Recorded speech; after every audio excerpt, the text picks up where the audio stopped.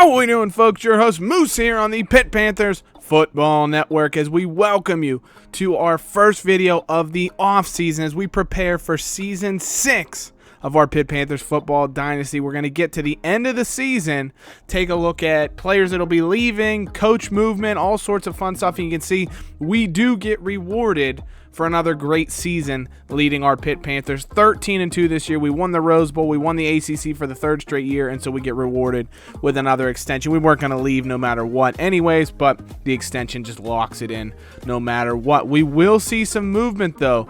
Definitely some coaches ready to go to a new location, including our defensive coordinator, Randy Bates. You can see he's in line potentially for the Arkansas head coach job. It looks like he might be going there, but no, hang on. He's going to Georgia Tech. This was wild when I watched it. Ivan Jasper, former Navy offensive coordinator, then Bama offensive coordinator, just won a national title. He's going to be the Arkansas head coach. But interestingly enough, Randy Bates, our defensive coordinator, goes to Georgia Tech. You saw it kind of show at the same time there. It was really weird. He gets the Georgia Tech job with Lane Kiffin being fired. Dave Aranda, formerly of LSU, is going to take over at North Carolina, so we'll be playing against him. UAB's current head coach, Lorenzo Ward, decides to go to Colorado. Western Kentucky's head coach Paul Haynes going to Syracuse, so another team that will be playing this year. So we'll see Paul Haynes this year when we take on Syracuse in ACC play. Nick Rolovich, the Hawaii head coach, the Hawaiian it's his alma mater. He has a great season with them, decides to move and jump ship, goes to Miami of Ohio. So an interesting move there. BYU decides to hire Penn State defensive coordinator Kyle Whittingham. Interestingly enough, you're not going to see it here, but Penn State hired BYU's coach that got fired to be their defensive coordinator. So kind of a flip there, which is interesting. Rutgers hires UCLA offensive coordinator Sonny Dykes to take over after... Who was their head coach? I don't remember who it was, but he did very poorly. Western Kentucky hires Scott Frost from Houston. I'd have thought maybe even Nebraska might have come for him. They went 6-7 last year, I think, but they didn't decide to fire their coach, so that job didn't come open. Justin Wilcox decides to take over at Hawaii after Nick Rolovich left to go to Miami of Ohio. Utah, after going 1-11 last year, hires Miami defensive coordinator Gary Anderson. Was that Gary Anderson? Did he coach Oregon State maybe? I don't remember off the top of my head, but he's going to go ahead and coach over at Utah now. Washington State hires Jake Spavital after Mike Leach was fired. Tulsa fires Brett Bielema and decides to move on and go with Keith Patterson, West Virginia's defensive coordinator, interestingly enough. And then Kansas, after going 1-11, they decide, well, why not? Let's hire Bielema. You went 2-10 at Tulsa last year. We were 1-11. That's one more win than we had. We'll try him out. So he's going to be Kansas's head coach. Penn State, like I mentioned, defensive coordinator Kyle Whittingham left to go to BYU. So BYU's head coach comes to Happy Valley. Kalani Sitake is going to be the defensive coordinator in State College for the Nittany Lions. And then Pitt needing a defensive coordinator after Randy Bates left to take the head coach job at Georgia Tech. We decide to hire Craig Bohl, formerly North Dakota State head coach, won 3 national titles with them, I think. Then he moved on to Wyoming, coached there for a while, won 1 Mountain West title during this dynasty, and then was Syracuse's head coach for, I think, the last 2 seasons before they finally let him go. Lane Kiffin is going to take over as offensive coordinator at Alabama after being fired from Georgia Tech, so I'm sure he'll have a great year with another really good Alabama team and then be right back to a head coaching job somewhere. Major Applewhite decides to take over at Duke after being fired at Rutgers. Oh, so there you go. There's Rutgers' coach with Major Applewhite.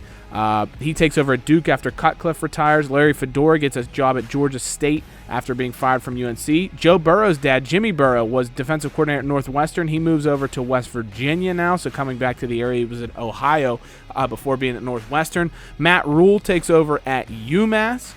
He struggled at ECU, decides to go to UMass, so we'll see if he can turn that program around. So some interesting coach movement. Now, player movement for your Pitt Panthers. We do have one player who will be leaving the program this season of his own accord. Kashon Ross, free safety, 62 overall. He redshirted last year. He decides to transfer to the Naval Academy, so good for him.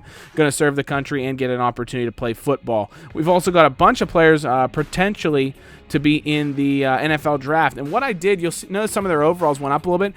Every year, I turn players' injuries ratings down to give us a more realistic chance to get in-game injuries. So what I did with the seniors, the guys that I knew were going to leave, I turned their injury ratings back up to where they would have normally been. which allowed their ratings to more accurately line up with the other players in the Dynasty, which then gives them a better chance to get drafted, which is fair to their play. So Barry Jenkins, Sean Wolfgang now potentially get drafted. A couple of guys that I saw interesting, not rumored to be on the draft board. Darren Toth, our defensive tackle, Cam Porter, our left guard, and Jason Jordan, our senior outside linebacker captain, listed for graduation. So they're not going to be guys who are going to be drafted, but no doubt about it, undrafted free agent signings for sure. We can take a look at some of the juniors that decided to leave. A Louisville outside linebacker decides to go in Copeland. We'll see if there's anybody else that we may have to play. Aaron Williams, the halfback from Florida, goes.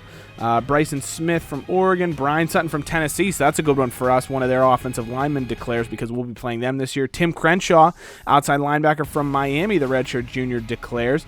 Nebraska, quarterback Jesse Howard, the redshirt junior, declares. Cornelius Young of Notre Dame, we just played him this year. Chris Bird, here you go, Tennessee starting quarterback, redshirt junior, or he was their backup quarterback, I should say, behind Jared Guarantano.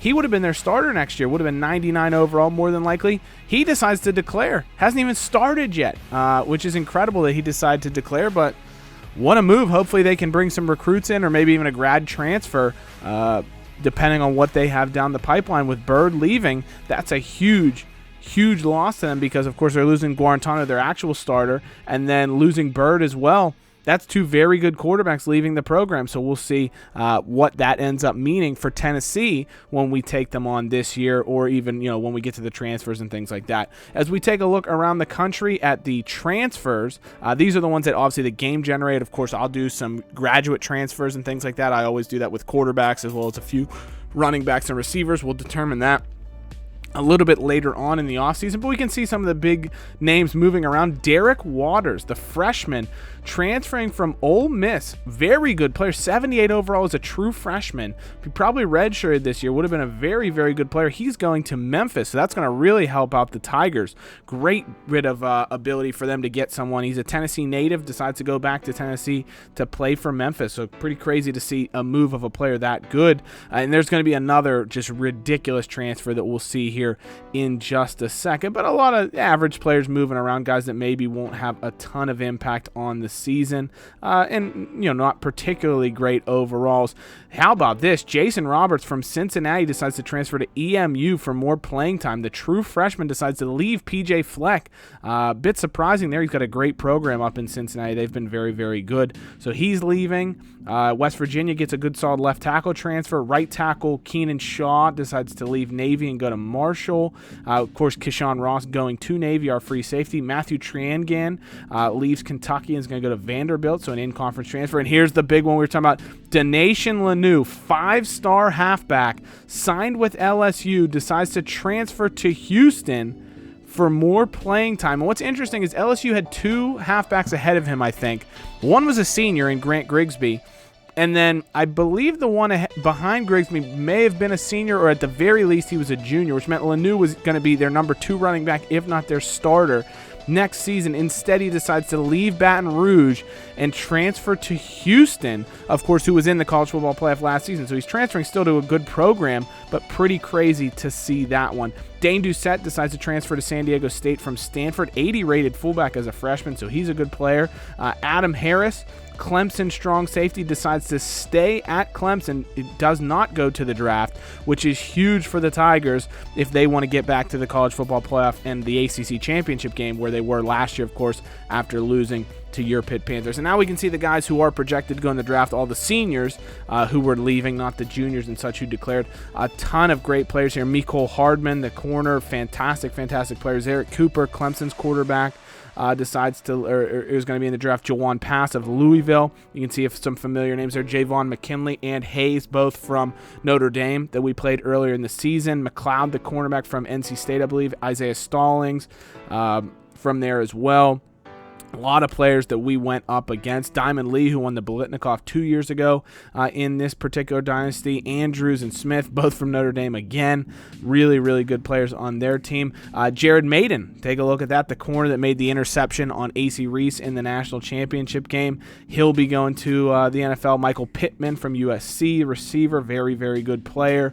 Lewis Reed, defensive tackle, Notre Dame. Overton from Clemson, the receiver who had a great game against us, Viramontes. You can see Cal's quarterback. There's Sean Wolfgang, projected to go in round 5 for your Pitt Panthers. Ton of different good names. Jamie Skalski from Clemson.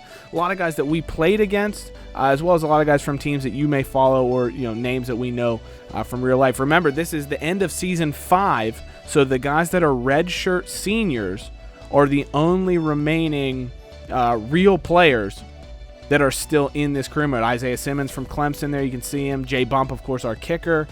So anybody that's a redshirt senior, those are the only real remaining players. Chase Claypool, Notre Dame receiver. Kid Glass from NC State.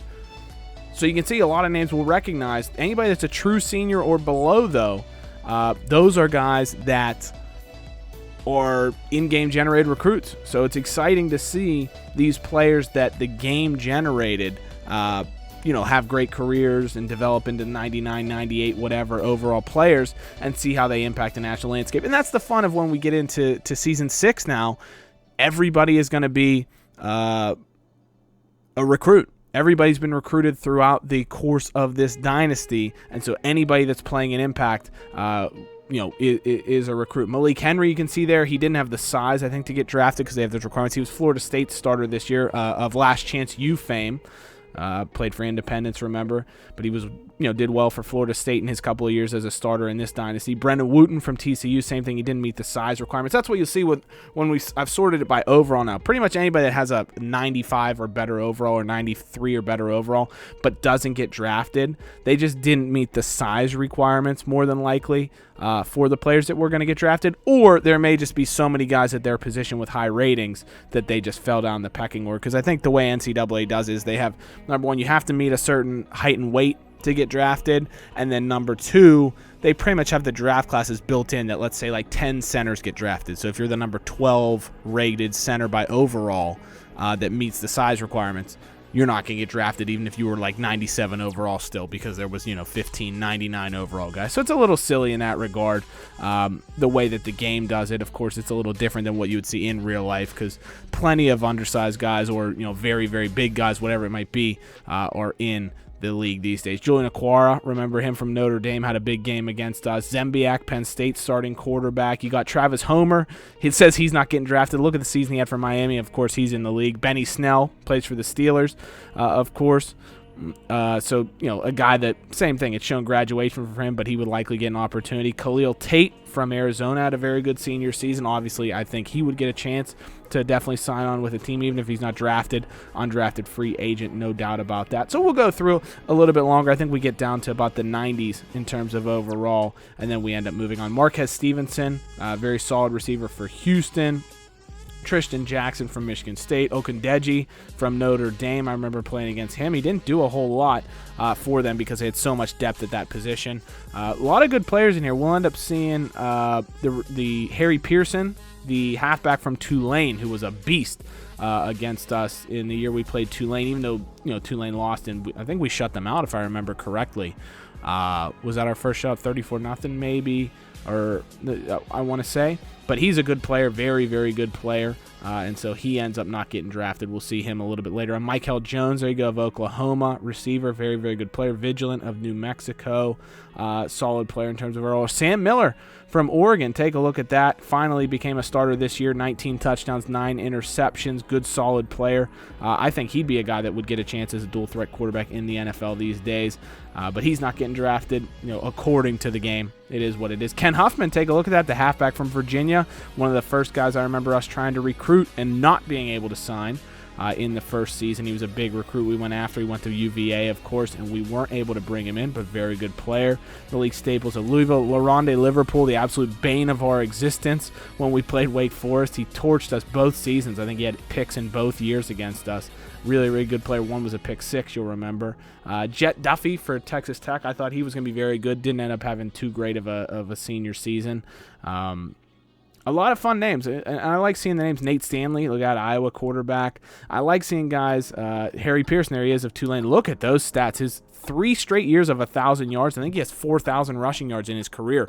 What a player he was for Tulane. I love seeing names like that. Harry Pearson's a guy that I would love to create in like a Maiden career mode and maybe play with him. It'd be a lot of fun. Or I wish even played a little bit with Tulane. Just fun. Jordan Love, take a look at that. Utah State didn't have a particularly great career. 42 touchdowns, 34 interceptions. Is what it is. Dorian Thompson-Robinson, there you go, your Heisman winner, not getting drafted. Same thing, his weight is what held him out. I don't think he met the weight restrictions, but what a career he had. I think he had 70-plus touchdowns and like 9 interceptions in his career. Unbelievable couple of years as a starter for him. Austin Richard from UNC was a fun player to play against. Ian Book, there he is, the Notre Dame quarterback, 27 TDs, 14 picks this year. So a lot of fun names to see. I just love taking a few minutes. Thaddeus Moss, look at that. Still was with NC State, didn't transfer to LSU in this one. Was a good player, though, for NC State. It's just a lot of fun to see these names and just see the guys who are really good players in the Dynasty before they move on and are no longer available. So it's fun to take a look at. There you go, Kyle Trask, Florida quarterback, going to get drafted more than likely this year. We had him at UAB. I transferred him there as a grad transfer in this Dynasty. So a lot of fun there, and you can see we do have 2 first-round picks. Kenny Pickett and Kaiser Artis-Scott both get selected in the first round. Barry Jenkins goes in the 3rd round. Wolfgang goes in the 5th round, and Jay Bump goes in the 7th round. So great year for us. Now to finish this episode up, recruiting. We're going to finalize our recruiting class. As it stands right now, we have 14 open scholarships, 10 signings currently, which means that we have 4 open scholarships, and we may have another player or 2 that will end up leaving the program. So we have 5 guys that we're going to try and sign. If we can sign these 5 guys, we'll be able to fit them under scholarship in our Dynasty. So it's going to be a great class. We need a fullback. You see, that's the only real position of need. We have that in a middle linebacker, but we can kind of manipulate the roster to get that to work out. But Calvin Burgess, the fullback from Murraysville, PA, we are in a dogfight with Louisville. So he's one of the main guys that we're going after. Joel Sykes, the guard, we've been in a battle with him all season, for him all season. So we want to try and get him. Calvin Ryan, the receiver, looks pretty much like a lock. Notre Dame was the only team that was in on him earlier, and they dropped him off their board. So we're pretty much going to lock him up. Joel Sykes, Boston College is in the lead, but a lot of teams in the mix for him. Kenton Hill and TC Colvin, both awesome names, first of all, but 2 really solid players. Kenton Hill's from PA, local guy, strong safety that looks very good. TC Colvin, the free safety, looks unbelievable, and so they're both players that I would love to get. We could use a little bit of secondary help. We're starting to get thin there. Of course, Kashon Ross transferred away, so if we can get any of these guys, and that's the thing, I'll go after both of them because I'm not sure if either one or both will sign, because Kenton Hill has some interest from some other schools. TC Colvin just doesn't have a ton of interest overall, which means we may not put enough points in for us to be able to convince him to come to Pitt. So we'll see how things go, but these are the 5 guys that we want to be able to bring in. Those are the points we're going to put on them. We'll see if hopefully that's enough to be able to convince these guys to come to Pittsburgh. So we got Sykes. Hopefully we can steal him away from Boston College. Calvin Ryan, I think, was pretty close to in the mix. Calvin Burgess, we put the most points on because we need the fullback. He'll be a 4-year starter for us more than likely. And then Kenton Hill and TC Colvin, if we can get either one of those guys, it'll be a big signing, but it'll be a hard sell because neither one of them is particularly close to full interest meter in terms of us being able to bring them in. So as always, guys, thank you so much for watching. We'll see you in the next episode where we'll have our Become a Recruit special. You'll see who we're able to sign, and I'll tell you the few guys that'll be available for you to potentially get your way onto this Pitt Panthers team or into the Dynasty in general. Because remember, if I don't have the ability to make you be one of our recruits, I do build some custom recruits every season as top-rated players, top-rated recruits in the nation that go to one of the top teams. And so you could always be one of those guys. And remember, I'm not trying to keep anybody out. It's just there's certain limitations we'll have. There's only so many slots. And some guys, to be honest, I like some of their names already, so I might not want to change them. It's one of those things.